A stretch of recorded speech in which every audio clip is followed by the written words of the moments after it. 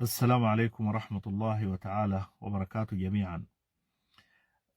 يقول الشاعر: ولم أرى في عيوب الناس عيبا كنقص الغادرين على التمام.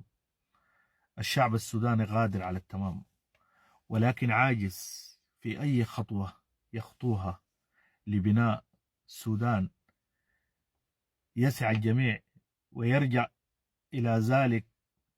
إن سر القوة والتفوق عند أصحاب الفكر والعلماء في العقل، وعند المذاهب في القلب، وسر الخيبة والجزع عند الغطيء الإنسان الكبير الذي لا يؤمن إلا بالقتل والدمار. قد يتساءل بعض الناس: هل الجيش السوداني ارتكب جرائم حرب وجرائم ضد الإنسانية وجرائم إبادة جماعية في حربه التي بدأها في 15 أبريل 2023؟ الآن دخلت عامها الثاني. الجريمة تسمى جريمة لازم تتوفر فيها ركنان: ركن مادي وركن معنوي. أولا، الركن المادي: يكون الانتهاك واسع النطاق، ويكون بطريقة موجهة وممنهجة، وهذا أحدثه الجيش في سوق قندهار، قذفه أكثر من مرة. والركن المعنوي: يجب أن تكون هنالك نية مصبغة وعدم مبالاة بحجم الدمار الذي يقع. هذه الشروط كلها تتوفر في حرب الجيش السوداني ضد شعبه وضد المواطن السوداني خلال الفترة من 1956 إلى 15 أبريل 2023.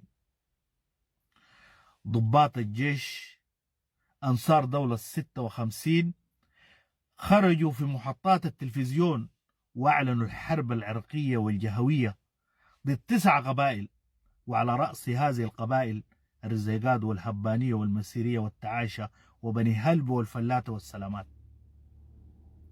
والموضوع ذهب أبعد من ذلك، منعوهم من الجوازات والرغم الوطني وحرية السكن والتنقل والتملك داخل وطنهم.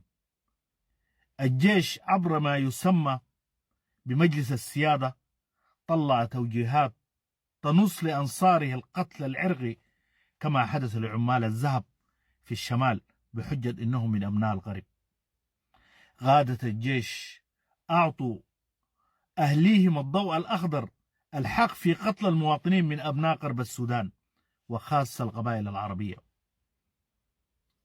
اتفاقية 1942 تنص على أي فعل يرتكب بقصد إهلاك جماعة قومية إثنية أو عرقية أو دينية إهلاكا كليا أو جزئيا يعتبر جريمة حرب ضد الإنسانية.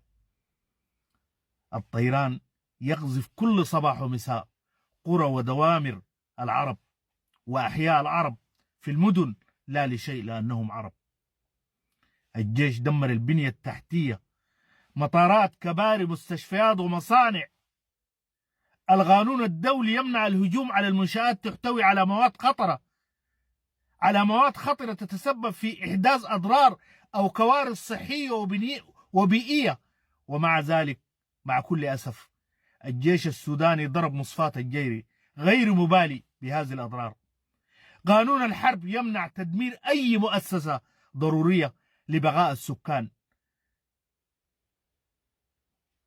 الجيش شكل أو بدأ في تدمير مستشفيات الأطفال كما حدث في كبكابية عدة مرات. قانون الحرب يفرض عليك مراعاة مبدأ التناسب بين المكاسب العسكرية والخسائر المدنية، ولكن الجيش فقط يراعي أسطورة الحركة الإسلامية التي يقودها جناحها المؤتمر الوطني. يحرق الشعب السوداني، يقتل الشعب السوداني. هذا ليس جيش سوداني. يقتل شعبه ويدمر البنية التحتية ويقتل المواطنين على أساس عرقي وجاوي. هذا ليس بجيش. نحن الشعب السوداني ليس لدينا جيش، ولذا نحن بحاجة إلى جيش جديد يحترم كرامتنا ويحمي عرضنا وأرضنا. هذا الجيش لتجربة الحرب ليس جدير بحماية نفسه، ناهيك عن 40 مليون مواطن سوداني. وفي الختام وصيتي إلى الشعب السوداني: أنتم ليس لكم جيش، ولذا لا بد من بناء جيش جديد.